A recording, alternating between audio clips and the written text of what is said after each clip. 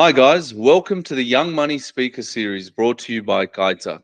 In this exciting series, we'll dive into the fascinating journey of young, successful entrepreneurs in order to gain their valuable insights.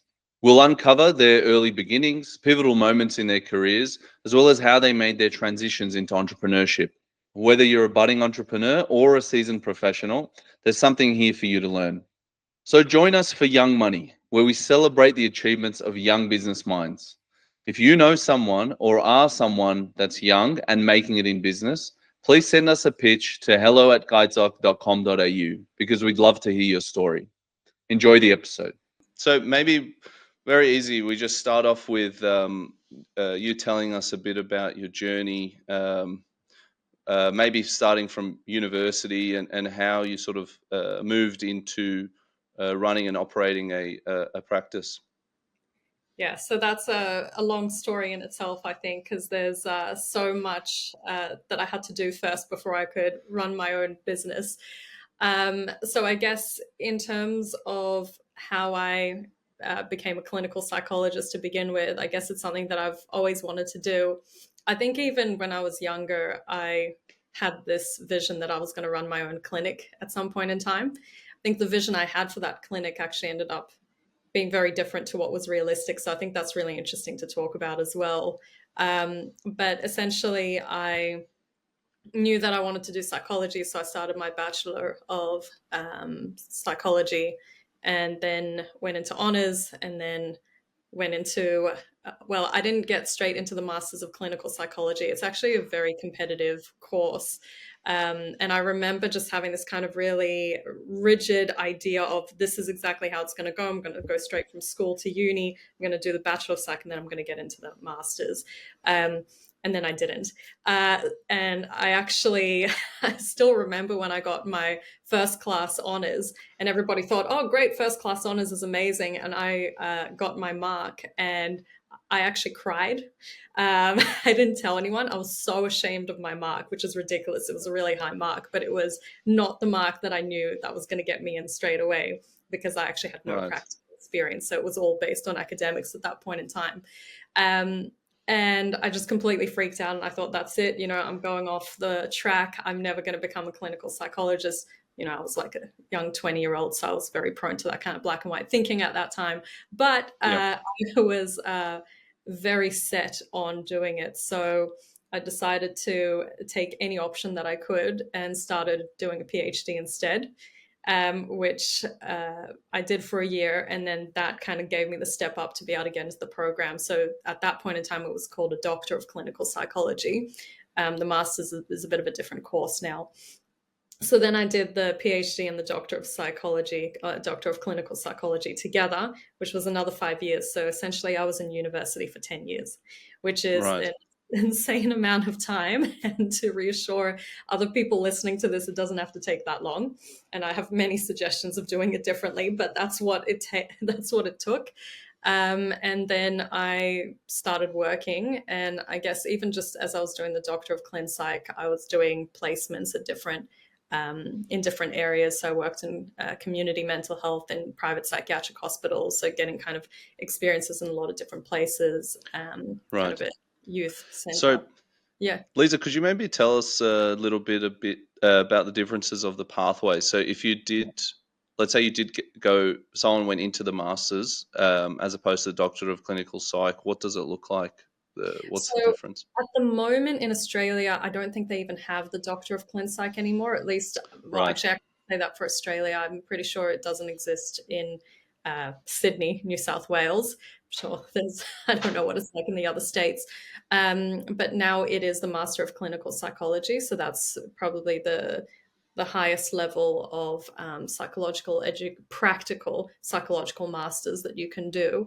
But Right. there are a lot of other master's psychology degrees, which I, have my own hesitation about, just in terms of whether they provide the same level of training. It again depends on what you want to do, because there's actually forensic psychology and occupational psychology, which are quite different degrees. They're not so much about clinical work. But if you're thinking of working with other if you're thinking of working as a psychologist, like working with clients or patients, whichever word you want to use, it's Yep. the ideal is to get into the Masters of Clinical Psychology. But what it can look like in its shortest form is 3 years bachelor, 1 year honors, and then 2 years masters. But Right. I actually really encourage people not to race through the uni degrees as I did and live a Mm. little bit in between the honors and masters. There's Yep. a reason why they actually care a lot about experience before they letting people in. They don't want a bunch of people who have just gone through uni and have not really had much life experience to go into the masters of clin psych. Interesting. Yeah. That's so funny because our one with architecture, Mm. everyone just did it all in one block, and that's Yeah. what was encouraged. Yes. Um, but yeah, they didn't really value the life experience aspect. So that's sounds like pretty good advice. Yeah. Sorry. So Yeah. you're doing your placements and stuff, and then Yeah. yeah, So I was doing my placements, and then I started working in private practice. And I was working for someone else at that time, and I just kind of really had this other vision of wanting to have my own clinic. But I really didn't actually expect to open it up so early, and I wouldn't have even thought of opening it up that early if a colleague hadn't approached me when I was working in a psychiatric hospital and kind of suggested that we open up a clinic together. And then we right. had this really awesome time. We spent 6 months. I think we just bonded so much and we shared so much about ourselves. It was like we were having therapy with each other constantly, like two psychologists spending a lot of time together, especially after a few drinks. It can either go really well or really poorly. I think it went really well, but it was such a fun time. And then we opened up the clinic, which we named Inlight Psychology. And then after a little, it was quite a short time actually. My colleague decided that she didn't really want to pursue that at the moment. She actually decided she wanted to start a family, which in itself is a really interesting conversation that we can maybe talk about later. But she decided that was something that was really important to her. So essentially, she really helped me start up the clinic, and she was the one who was the catalyst for it. But then after a few months, it was just me flying solo. But I had injected so much energy into it already because I was trying to build up for two people rather than one, that it then kind of Yep. just spun on its own, and I had to move all of my focus into the clinic. And I remember, leaving the other private practice I was at a lot sooner because I just couldn't divide my energy between the two. And that's how I landed here. So I have her to thank for pushing me into it. But yeah, I don't know that I would have done it so quickly otherwise. And I don't know that I'd even recommend doing it that quick otherwise. I think there's, when I reflect on my journey, and this is something I talk about a lot with the psychs, undergrad psychs, and the psychs that I mentor, I often talk to them about maybe sitting with that urgency, like they just want to get to the next step and the next step and the next step. And I don't know that that's actually necessary. If I could go back in time, I don't know. It's I actually don't know how I would answer it because I don't Yeah. necessarily regret too much that I've done. But I also think that sometimes it can be helpful to slow things down and kind of do a little bit more before kind of chasing your dreams at such a rapid pace. But I Yeah. am now. I've got a large clinic, so we got there. But yeah, yeah, Yeah. It sounds like taking time to smell the roses. yeah, Something a wise old person would yes, say once they yeah, live their life. yes, yes. Um, yeah. So no, I think also it's interesting because businesses, I think a lot of businesses tend to start in a very unique way Mm. because everyone's life circumstances are different. I very rarely have I spoken to someone. They're like, yeah, we want to start a business, and so we just opened the door the next day, and that was that. It's always this windy path. Um, Yes. well, so a topic that I'm quite interested to talk to you about is the balancing of like the business administrative side with the professional side. So obviously, clinical psychology is a big subject area, Mm. and you've got to be good at the job that you're doing, and Yeah. then you're saying, especially doing it on your own, you're opening up and running a business which has its all the complete other side of the other side of things that you have to learn and understand at a pretty quick Mm-hmm. pace. Maybe you could talk about how you balance those things. Maybe there were specific challenges you remember. What's Yeah, important, what's not important, anything that comes to mind. I think some of these answers are going to be maybe a little bit more specific to running a psychology clinic, because I think there's some really Sure. unique things that come with that. Um, there's a lot of different aspects to it. So I think when I first started, I guess for the way that I think about it, some businesses, they often need a big financial investment to begin with. They sometimes need to make loans. It's kind of a big risk that they need to take early on. Thankfully, running a psychology clinic is not the same, especially if you start off slow. And most people don't open up a clinic. They usually start off as a solo practitioner who then decides to expand and build in that way. So really, I think the most important thing is choosing that pace really carefully. So the thing about psychology private practices is that essentially most of the models work in a way where the people who work for the boss essentially will see clients and they'll get paid a cut of those clients that they see. The problem is that there's kind of two things here. So many psychologists believe that they can work as a solo practitioner themselves. So you need to provide a lot of something more than just a room. You need to provide a clinic, a community, something that's worth them coming to and joining rather than just working on their own, because I guess they can make more money a lot of times working on their own. But there's a question of, are they at the right level of their training? Should they be working on their own? That's a separate question. But the thing is that a lot of them could potentially, if they wanted to open up a business, if they wanted to work as a sole practitioner, they could do it pretty quickly on their own. And Right. so I guess what I kind of think about is, what can I offer as a clinic that's going to be worth it for them? So I guess what I realized early on is that if I want to grow a clinic, the majority of the people who want to join a clinic are usually early career psychs who maybe aren't so comfortable starting up something on their own.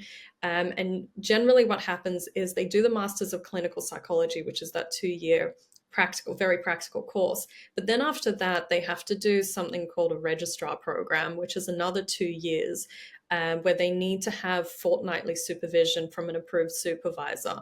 And once they do 2 more years of that, only then can they call themselves a clinical psychologist. So essentially, they're called a general psychologist until they complete that registrar program. Now, if they Right. start off on their own straight away, firstly, it's just too early in their career to work on their own, but also they would need to be paying for supervision. So that's really expensive for them, having to pay fortnightly supervision from someone. So I realized early on that I guess one of the things that I can offer people who join the team is free supervision in exchange, I guess, for them working at the clinic. But I also feel like, I really want to help people. I think more as time has gone on, I've really seen my role as, guiding the newer generations of psychologists. I absolutely love this work. I absolutely love guiding, mentoring, supervising. So I think I get a kick out of it anyway.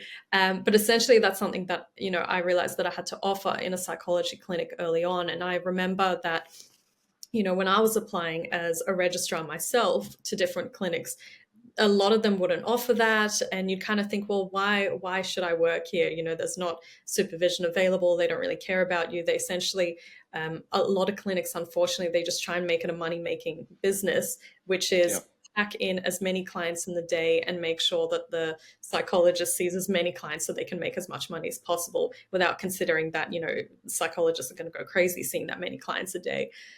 So essentially, I realized very early on that I had to set up a really good, safe, supportive environment for them, which is great. But then I've got another problem. So even if I can offer supervision, and even if I can offer, no pressure around the number of clients they see and all of that, there's still the issue that no one really wants to join a small team. If you've got one room and you want to share it with another person and they're an early career psych, they're going to be really lonely. So on the days that I'm not in, they'll be using the room, but that's it. And they don't want to hang out with just the boss. I mean, I'm pretty awesome, but I think they want some people who are similar to them. So the Yeah. early stages of it was actually quite difficult to build. for many reasons. One is that, if you get another room, that's really expensive. So expanding space. And I learned very quickly that office space in Bondi is ridiculously expensive. So you need to put in those kinds of investments to build it up. And you want to make sure that when you have another room, you've got another psychologist, but you need to find the psychologist to find the new room. So it's a constant juggling act. But once the team grew a certain amount, after that, it started kind of rolling on itself, because then Inlight developed a reputation. There were psychs talking about the clinic to other psychs, and then other psychs want to join. And now I'm Yep. at this point where I've got 5 therapy rooms. So essentially, we've got 5 psychologists working at any one time. And sometimes there's switches over between like a morning shift and an afternoon shift. So I'm trying as much as I can to create a really social environment so that it's not that isolated space. Right. So, yeah, this is a really long answer, but there's just so many No, no. factors that go into it that I just really didn't think about when I first started opening up. I just thought, yeah, I'll just bring on psychs and it'll be great and it'll just keep building. But Yeah. yeah. No, that mentorship piece I think's pretty critical, especially in your kind of profession. So Mm, obviously, I'm always talking from an architectural standpoint, but architecture as well. There's a lot of learning that you have to do post uni. Most architects start their own business in their 40s because they don't feel comfortable to actually do it. yeah. But the mentorship piece in the industry, I think, is actually quite lacking, Mm, where a lot of companies do what you're saying, and they just use the cheap labor of graduates to pump as many hours they can out of them, and then when mm, COVID happens, fire all of them in yeah. one swoop.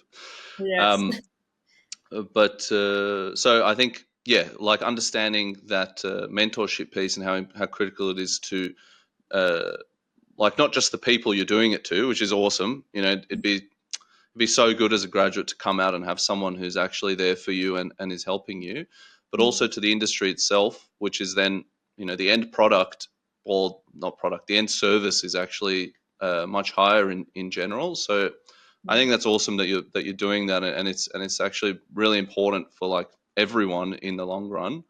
mm, Um, and I hope one day, I don't know, maybe we can do something, but hopefully one day architecture can learn that lesson, and get out of its like old, ancient ways, which have been stuck around for a long time. So yeah. maybe just one before we sort of move on to the next part of the journey. Maybe Mm. you could sort of touch on some of the things you do specifically to create that sort of community atmosphere, either for your patients or for your workers themselves. Yeah. So I think uh, I'm a really social person, and that really drives me. And I try and create as many social opportunities within the clinic, or within, yeah, day-to-day life. And so I guess there's a few things that I've done over the years. One of the things is I've made sure that everybody's lunches at the same time, so that they will have a break at the same time. I organize regular events for them. So once a month, we do kind of a group supervision where we all come together and then we go for dinner and drinks, or I arrange for a different speaker to come to talk to them if that's not possible. Um, Sometimes it's not possible to do it every month, but that's kind of the goal. I'm continuously trying to create opportunities. And I also sometimes try and just bring them out of their rooms. Sometimes people just need a little bit of a nudge. It's a reminder, hey, it's lunchtime, other people are available if you want to go have a chat. So I think, because there's just some part of me that's constantly wanting to organize social events, I think I just find myself continuously looking for opportunities for people to connect. So I'm constantly trying to facilitate that. But there are also little things like, for example, for a while I was hiring receptionists, casual receptionists, while I couldn't hire someone full time. I now do have someone full time, but I was hiring receptionists who were really interested in psychology themselves. And I knew that if I hired them, they were going to chat with the psychs on the team and provide them with that kind of social support as well. Because it feels good to be able to kind of just talk about what you do sometimes and have somebody who's really interested. And so I kind of planted these receptionists in there, and they loved it because they knew they were going to learn a lot, and they were going to learn about what their future could look like. But essentially, I would pick some who were relatively social or relatively interested, so that they facilitated that. So kind of planted some social support in there. And then there's just little things like, I know this is really cliche, but getting little snacks for them sometimes, or it's the smallest things can bring people together. Um, last week I bought the team a bunch of macarons, and I think I bought them primarily for myself, but then I decided to buy 120 of them, which was, I think everyone both hated me and loved me by the end of that day. But, it's the macarons. Now everybody's coming together and they're eating the macarons. It's such a simple way to bring people together, but that's just what I'm continuously trying to do.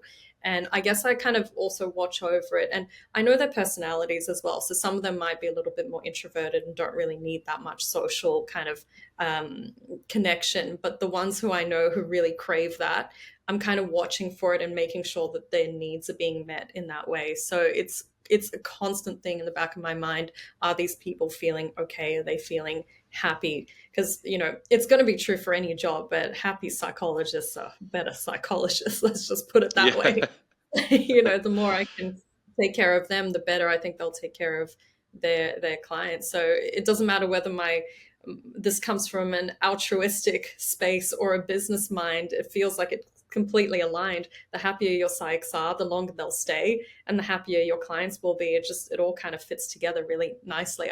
I don't really understand why people do it any other way, to be honest. Yeah. It's such a good point that the sort of moral imperative overlaps with good business a lot of the Yeah. time. I Yeah. think maybe it's just about, some people might look at it in quite a black and white way, very short term, Yes. money in, money out, or money in my pocket right now, not in a year's time, or potential future business. Um, 100%. it just reminded me. So my mum, she was a pharmacist, and she had a shop. And then Mhm. whenever it was in Macquarie University for like maybe Right. 10 years ago, before it shut down. Mm-hmm. And students would come in with headaches, and Mm-hmm. they'd be like, "Oh, I want some Panadol." And she's like, "Well, do you need a whole pack, or you just need it for now because you're going to an exam or whatever?" They're like, "Oh, I just need one." And so she just open a pack and just give them a Panadol instead of selling them the whole packet. Mm-hmm. And then like, I was working there as like a 12, 13 year old, just on the register. And then Mm-hmm. these people would become like loyalists to my mom and just come back forever, like for everything that they needed, because of one, like 10-cent Panadol pill. It was just Yeah. like this gesture of like, there's a community, or like there's understanding in this space. And I feel Yeah. like that sort of taught me a lot, in terms of how to think about these things. So yeah, Sure. that's so hearing your sort of the way you're organizing things at your place, your workplace, sounds really positive. I think community is really what it's all about, because I feel like when I think about why is it that I continuously look for all these social opportunities, I think I've just got this really deep drive to try and create community everywhere I go. And now I feel like, at least in the psychology clinic, I've got that power to be able to do that.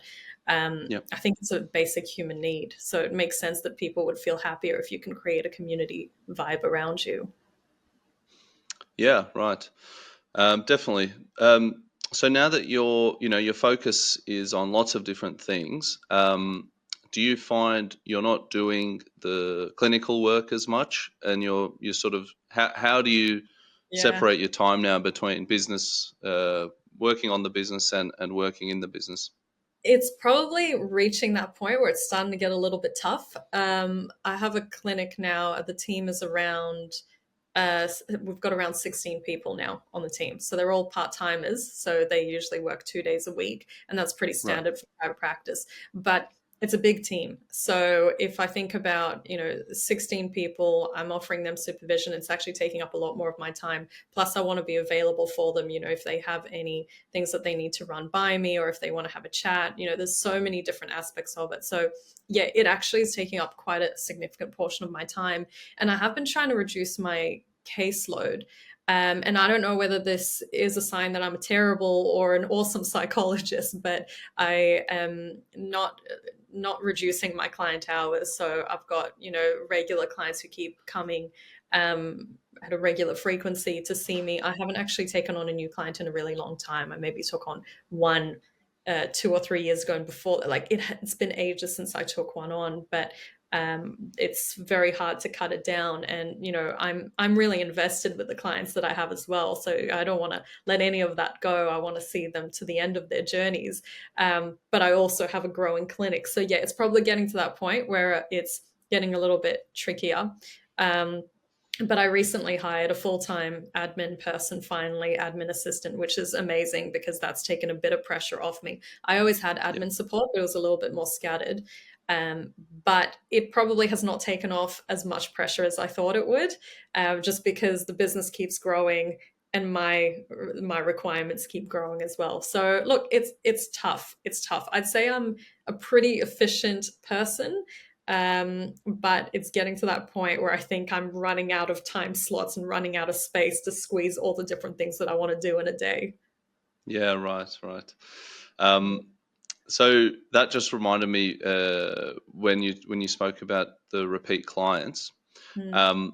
So there's a bit of a, or there used to be this sentiment with sort of like professional jobs, like businesses that were based in a profession, either law or architecture or in the medical field, where if you're doing your job correctly, because there's not that many people who are registered within a state. I don't know what clinical psychs are, but in New South Wales, there's maybe 3,000 architects, which is Right. tiny percentage of the population. So if you just do one good job, it'll turn into two good jobs, and it's just this word of mouth Yeah. snowball effect. Yeah. Which meant that if you saw someone advertising, you'd be like, whoa, like something's horribly wrong in this person's business that they feel they need to do Right. marketing. Now, Yeah. this was a That's very long time ago, obviously. yeah. Yeah. So seeing as that's sort of the situation in your business, you've got, you're not actually, perhaps you are looking for new clientele. You'll just tell me it once I finish asking this very long question. Right. Um, how do you sort of look at marketing when in a business like yours, it is all about trust, and it is all about finding community, finding people that you feel comfortable with. How do you approach marketing? Is it something you think that's important? Not, yeah. Yeah, this is the part which, I have actually really mixed feelings about. And maybe that also is specific to psychology. Although, yeah, I mean, I think this would apply to a lot of different spaces as well. I don't need to market myself, but I have no desire to take on new clients. But I do need to market my team and my clinic. And because the team keeps growing and we bring on new psychologists all the time, at that point in time, I need to sometimes get the word out that, hey, we've got space now. I have to say, I've probably done less marketing this year than I've done before, especially given how many psychologists I have. So I guess it does mean, and I mean, I know we've got some regular GP referrers. I know my Google standing is pretty high. We've got somewhat of a reputation, but there still is some marketing that I need to do. And it's tricky because I do think that it's important for people to kind of find psychologists that work specifically for them.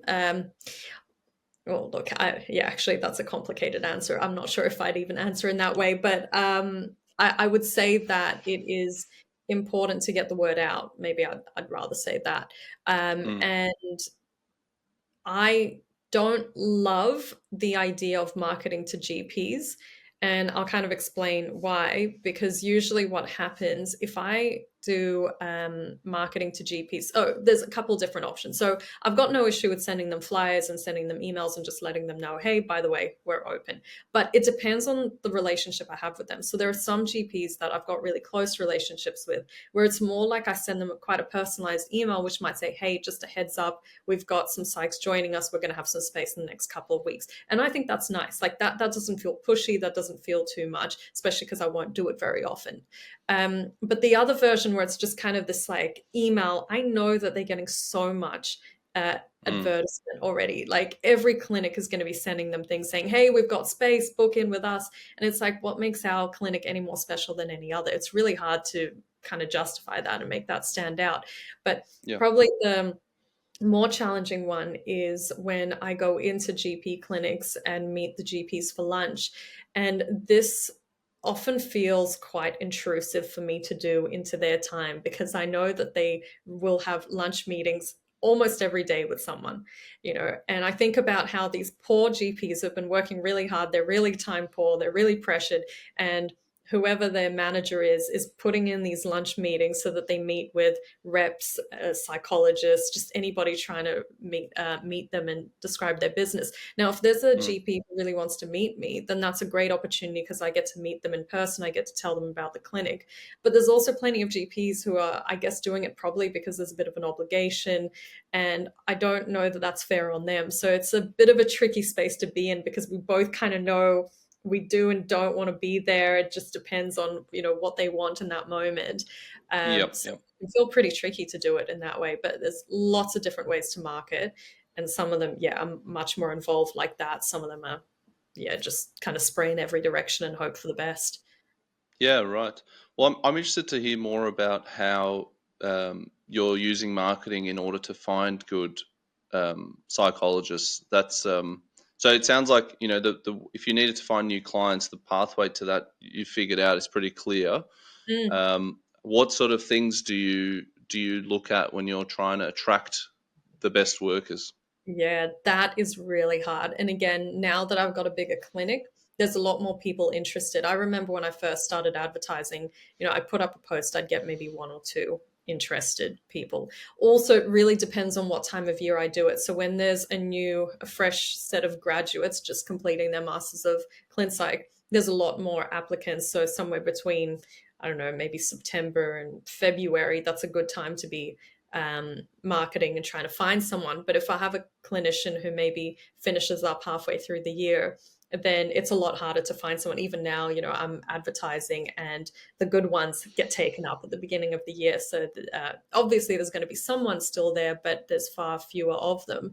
But Mm, even then, I have a bit of an intense interview process. And, maybe if I ever have time to do this, I would love to actually uh, rent out the service, or I don't know what the word for it is, to other organizations because I right. really kind of try and get into understanding this person who's applying. And understanding their way of thinking. So there's some very specific traits that I look for when I'm interviewing for a psychologist. The interview usually goes for an hour. It involves a lot of self-reflection of the psychologist. I ask them questions they don't usually get asked in interviews. And some of them come out going, that was really interesting, but kind of intense. And I'm going to process that. And that was awesome.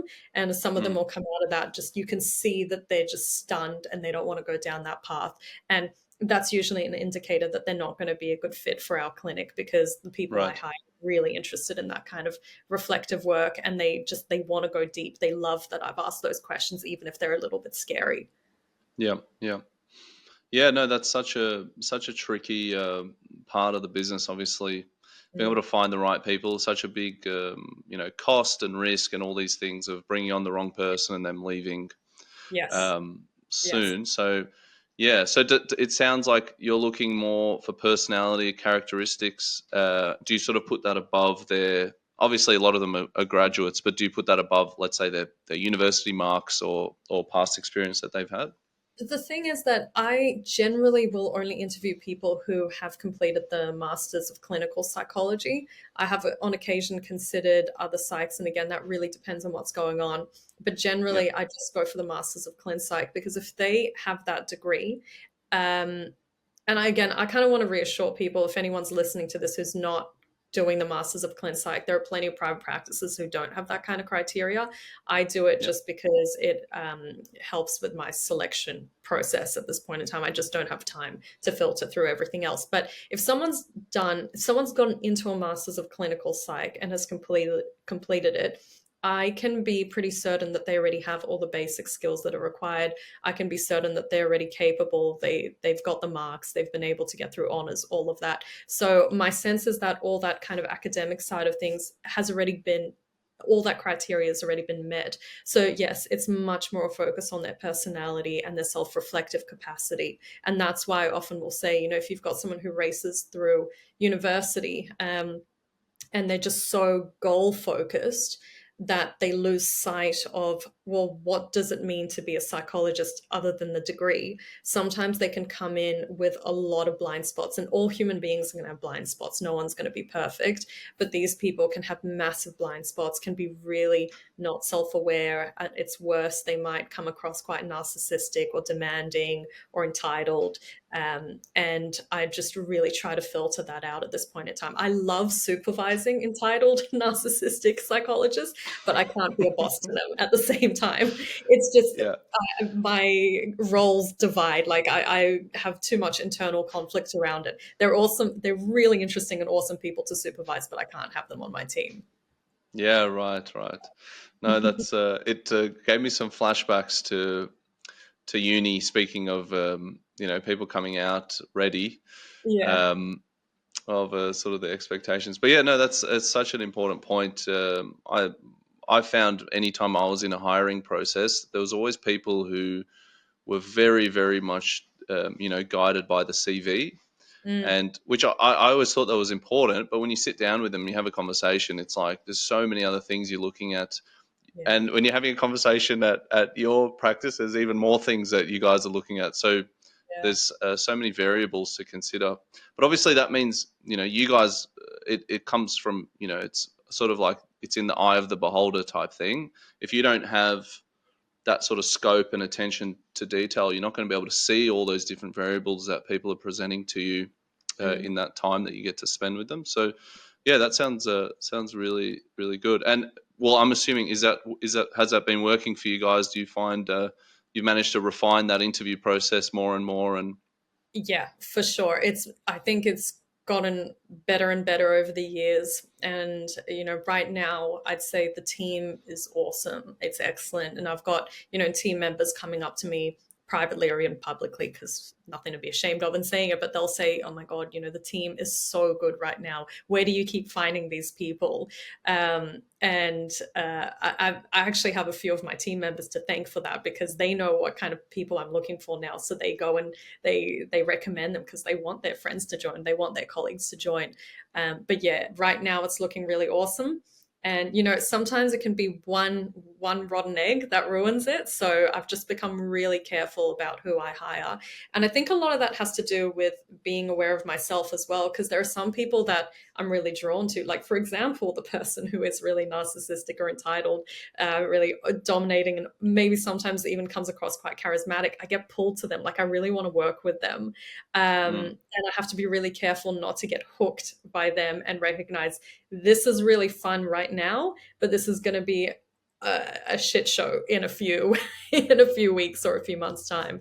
So yeah, yeah, right now I'd say it's very successful. yeah, no, that's so good to hear. That's awesome. Mm, Um, well, maybe you could give some advice for anyone doing psychology or looking to do clinical psych, mm, just generally, and then mm. maybe you could just based on your experience, sort of take that bit further into the business side of things. Um, Not necessarily, specific to do with psychology, but probably more in a broad sense. Because from what you've been saying from our conversation, it sounds like a lot of these topics are, I think they're, even though they are specific to your clinic, I think they are broadly applicable sort of ways of thinking. For So sure. like a really one that I'm so happy you brought up, it's how the moral imperative, like doing the right thing, actually Mm, in the long term tends to be a really good way to make money. yeah.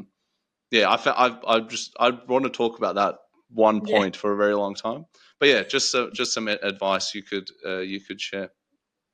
Yeah, so I guess more specifically, first to people interested in psychology, my strongest advice is to actually get therapy yourself before trying to become a psychologist. I can very much tell the difference between a psychologist who's had therapy and who hasn't.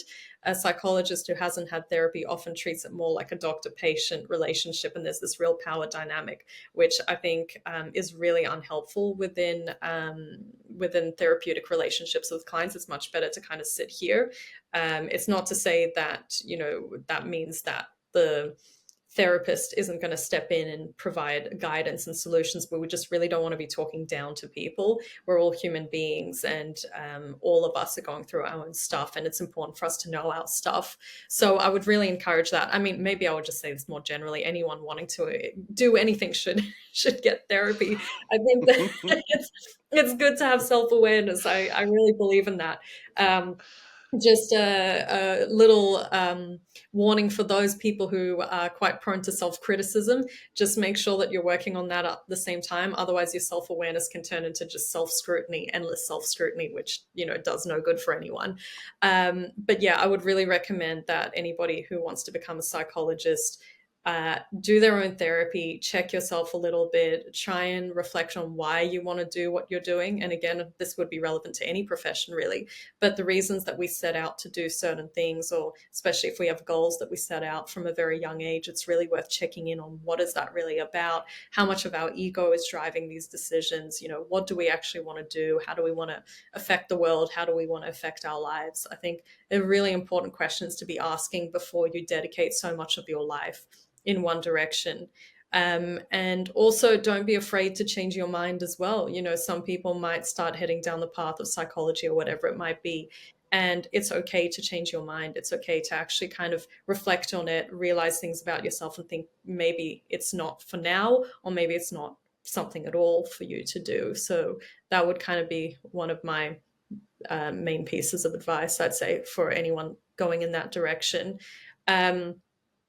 And yeah, gaining experience, just getting life experience, like understanding yourself, understanding who you are before you do this kind of work, I think is really important. And again, I think that's probably very generalizable to any kind of profession. Yeah, no, that's really, I think, really important point, which I think a lot of young people, well, it takes young people a while to actually understand what that means. Mm, Um, yeah.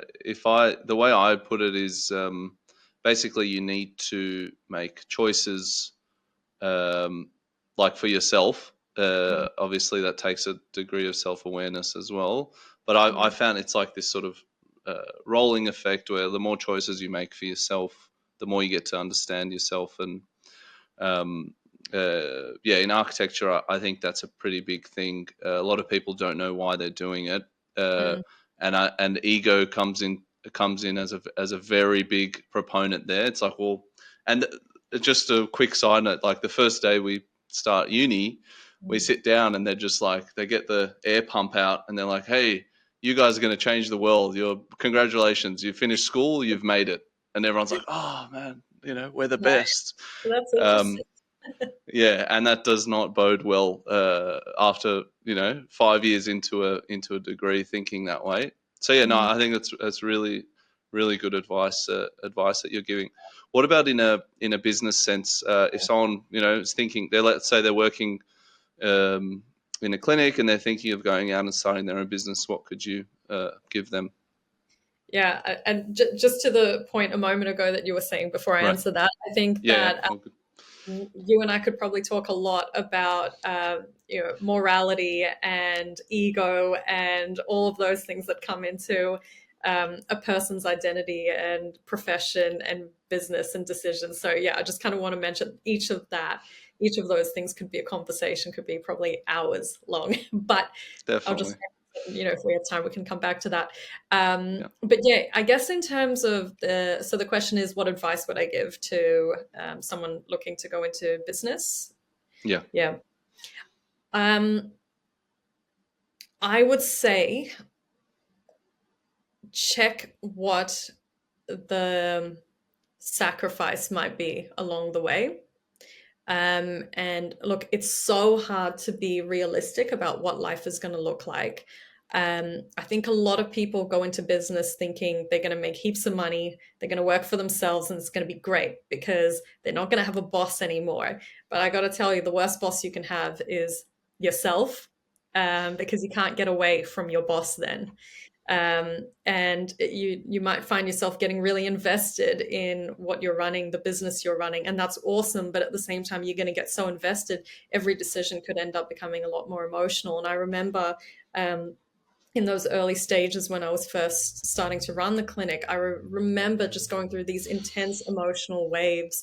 There'd be days where I'd think, everything's really awesome and it's really great. And then the next day, on the next week, maybe there wouldn't be that many referrals. And maybe that goes on for 2 or 3 weeks. And I start crashing and I start thinking, oh my God, it's going to be really awful.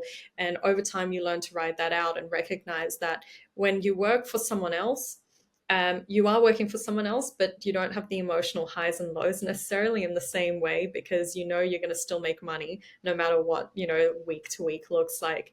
When you run your own business, you start thinking about, is this going to work? Is this crashing? Is this just a bad day? Over time, now that I've run it for long enough, I'm much more comfortable with the ups and downs, and I know what they look like. I've got experience to know that every bad moment's going to be okay in the end, and that good moments come Yeah. from bad moments. But when you Yeah. first start Yeah. out and you're looking forward and it's just looking like, okay, 3-4 weeks, no one's called up, no one's booked an appointment. What does this mean? It can be really This is the frightening. end.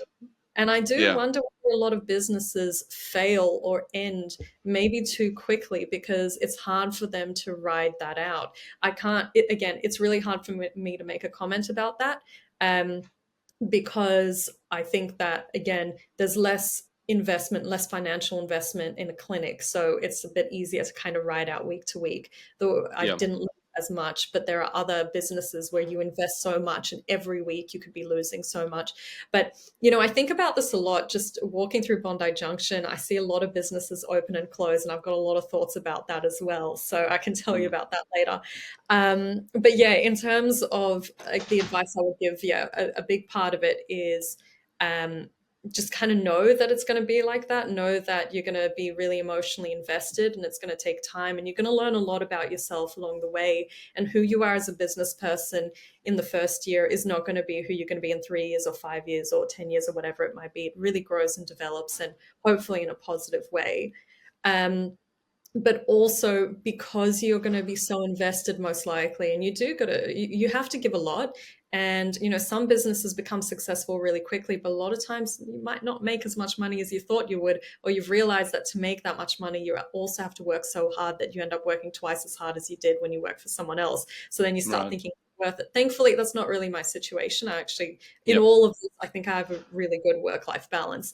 But I can see a lot of people get pulled into that. So there are sacrifices that one might make. And, this is a pretty heavy topic in itself, but one thing I would name, for example, for a woman in late 20s or early 30s who is considering opening up a clinic, Mm. considering what choices she's making in terms of, will she be able to do that and have a family at the same time? Yep. Yep. And this Yep. is I think actually psychology clinics allow for this a lot better. Even somebody working as a sole trader can do this relatively well. But again, the bigger your business is, the more you might sacrifice something, the more you may delay something. And having a really good think about whether that's something that you want to do, whether that's something you're prepared to do at that point in time. Um, Yeah. yeah. So I Yeah. think that's Right. Think about it. yeah, and that's not me saying that one should or shouldn't have children or shouldn't have families, anything like that. But it's more just for those who really want those sorts of things to have a really good think about what that's going to look like 3, 5, 10 years from now, especially if it takes off. If it doesn't, you're going to have plenty of time. But if it does take off, what sorts of things might you have to compromise or lose out on so that you can keep running your clinic or business? Yeah. Right. Right. So looking at it through the lens of sacrifices. Yeah. That's yeah, particularly poignant. I think it sort of touches on there's this sentiment going around on socials where it's like, if you want to have a successful business, you got to be ready to sort of grind it out for 3 to 5 years or whatever. Mm-hmm. I think I found that to be true in the sense of getting that snowball effect Yeah. going. But yeah, I think the points you're raising on especially from a female point of view, really important to consider. We obviously don't think about that stuff, but I think more and more it's really important to make sure people know what they're getting into. The other thing it reminded me of is, yeah, so it's like very different. It's a very different lifestyle. I think, from working for someone else. Mm, But it's interesting, you're saying that you have a pretty good work-life balance, but I'm mm, sure you do way more work than you would have done if you're working for someone else. So correct. it's Yeah. very interesting. It's like I feel personally I can take on a lot more stress, but it's Yeah. not like damaging to my Yes. psychology or like my day to day. Whereas Yeah. something tiny that was happening working for someone else would blow up. It would take up every ounce of my Yeah. attention. I'd think about work. I'd dream about work. It was just like this thing just constantly chasing me, haunting I me almost. Yeah. Yeah, I mean, I imagine that has a little bit to do with the work culture that you might be in because, it's not Right. necessarily Right. the mistake, it's not necessarily the small thing that you do. It's about, the political environment that you're in or the effects of that. For example, if you do, I'm not saying you specifically, but if one has, a really critical or volatile boss, then yeah, you're going to have, it's going to be much harder to ride out the stress that comes with that. But if you've got kind of a really nice, easygoing boss, then you might not find yourself kind of, ruminating over that. Maybe you even have a boss that you can speak to about it and they can ease it a little bit. And that's what I try and do for my team. So I try and make their Yeah. life a little bit easier. But yeah, I mean, I Definitely. think that just really depends who your boss and what your environment is. Yeah, yeah. Because I always tell, when I talk to my friends, I always tell them if I had found a boss that had done that, I would never have started a business. It's like, Yeah. why would I need to, if someone's sort of treating you in the right way, you feel valued, you're getting rewarded the right amount. It's like, well, everything's pretty good. You never feel that. I would never have felt that motivation, like that push to go into a different realm. Um, Exactly. And that yeah, is again that idea of a business goal and a just being a good person goal can align. Be a good person to your right, team members and they'll stick around. Be a shit person and they'll leave as soon as they got, because it becomes transactional. If you don't treat your workers well, then they will treat you as a number as well. They'll treat you as a yeah, ATM. And when they've realized that this ATM can't give me as much as the ATM if I create my own one, well, that's it. I'm done. I don't need to stay here. But if there's actually a positive relationship, if there's a lot of things that they gain out of that clinical environment, then it's about making a decision of moving away from that to starting on your own, which can again be pretty scary. And look, I'm talking about it from a business perspective, but I do genuinely think that, if one was to start their own clinic, and they wanted to have a really nice space, they would actually need to inject a lot more money as well, and they wouldn't end up making as much money on their own either. So essentially, I'm right, trying to do all that thinking for them. I'm trying to create as much for them as possible so that all they need to do is show up and do their job and enjoy the perks of the job, rather than if they have to work on their own, they have to figure out how do they make themselves happy? How do they maintain any kind of psychological well-being or morale working on their own and things like that? But yeah, that's a side yeah, thought. Yeah, in general, keep people happy, they'll stick around. Seems so simple. Don't know why people don't do it. Although I will say there have been moments where I completely understand how bosses turn to the dark side. I have had right, moments where I've almost gotten pulled into that. So I do understand it to some extent, but I've always yeah. been able to anchor myself to just be good to them because that's what I want to do anyway. Yeah, Yeah. yeah, yeah. Well, yeah, Lisa, thanks for sharing your journey, all your insights. Like this stuff is so valuable. Like if I was a aspiring clinical psychologist, this is exactly what I'd want to be listening to. So, yeah, really appreciate giving up your time and insights. Is there anything you want to say before we finish up? No, just this has been really fun. Really enjoyed talking with you and very happy to share my insights in the future. If you want to do something else like this again, or if you have more specific questions, very happy to, yeah, continue answering anything. Yeah, no, I wish we could have. I'm sure we could have, and I wish we could have spoken a lot longer. Yeah, Um, but yeah, thanks heaps, and yeah, good luck. thanks. Thanks.